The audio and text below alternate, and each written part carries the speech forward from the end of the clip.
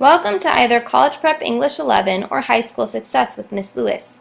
Throughout this course, we will be using a number of online components. In order to participate in the online components of this course, you will need three things.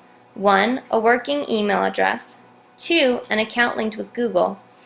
And 3. An Edmodo account. This video will show you how to set up those requirements. First, if you don't have a working email address, I would like you to set one up through Gmail, since we will be using many of the Google applications such as Google Docs throughout the course. If you do have an email address, I will show you how to link it to the Google applications in just a little bit.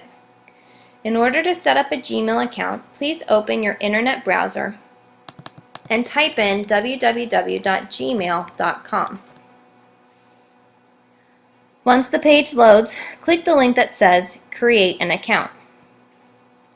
Please fill in all the required information, including your first and last name, your username, your password, confirm your password, your birthday, your gender, your mobile phone number, your current email address, prove you're not a robot by typing the two pieces of text, and your location.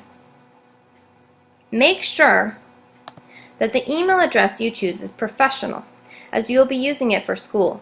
Some good examples of professional email addresses are your first initial and your last name at gmail.com or your full name at gmail.com. It may take you a couple of tries before you find an email address that is available, especially if you have a common last name like I do. But don't give up. Normally, if you add in numbers, underscores, or periods, you can find one that hasn't already been taken. Next, choose a password that is secure but also one that you will remember. If you are afraid you won't remember your password, write it down somewhere until you have it memorized.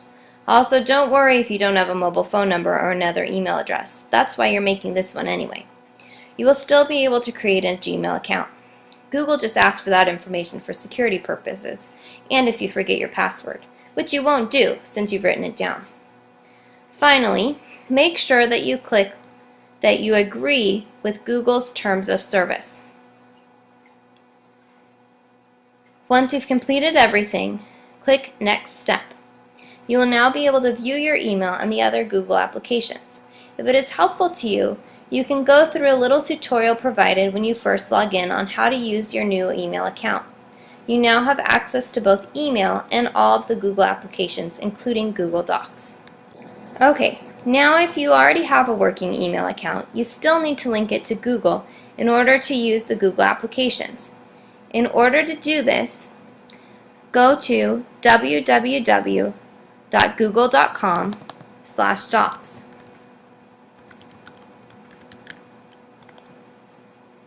In the upper right-hand corner of the screen, you should see a link that says Sign Up.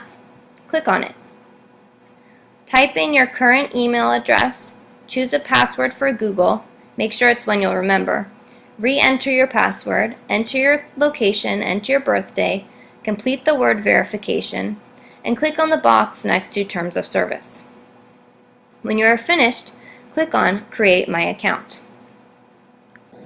Now I'm going to log into my Google account so you can see what it will look like when you log into your Google account.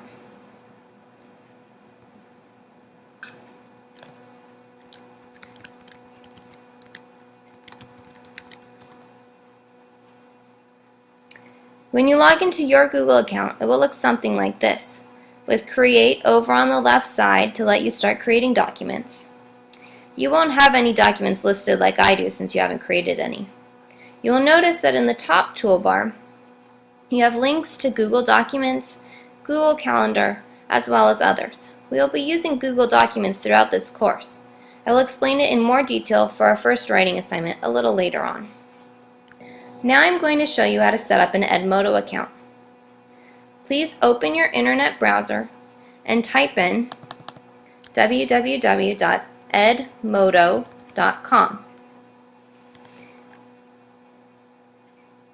If you do not already have an Edmodo account, please click on the link that says I'm a student.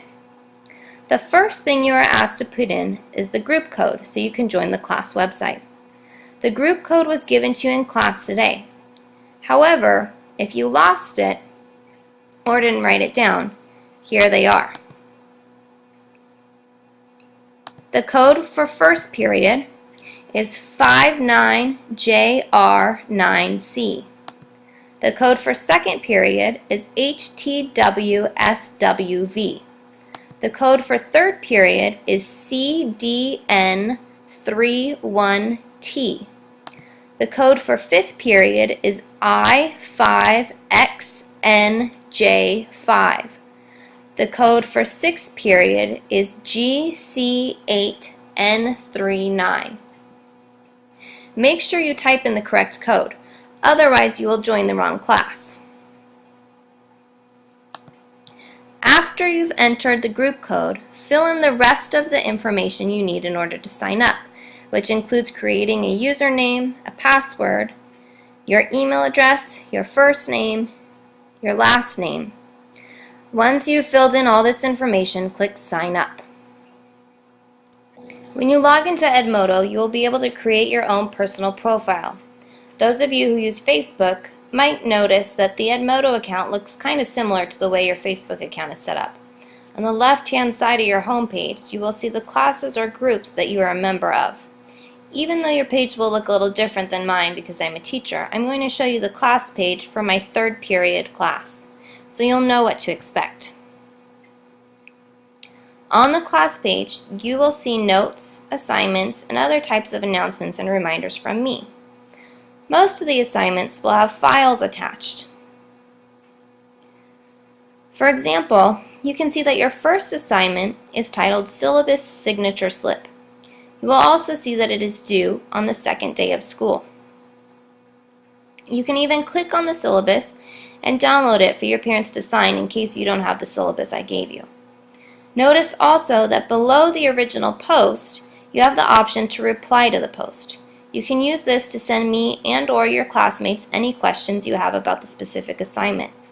You can also send me a message directly either through Edmodo or through my school email address at alewis@fuhsd.net.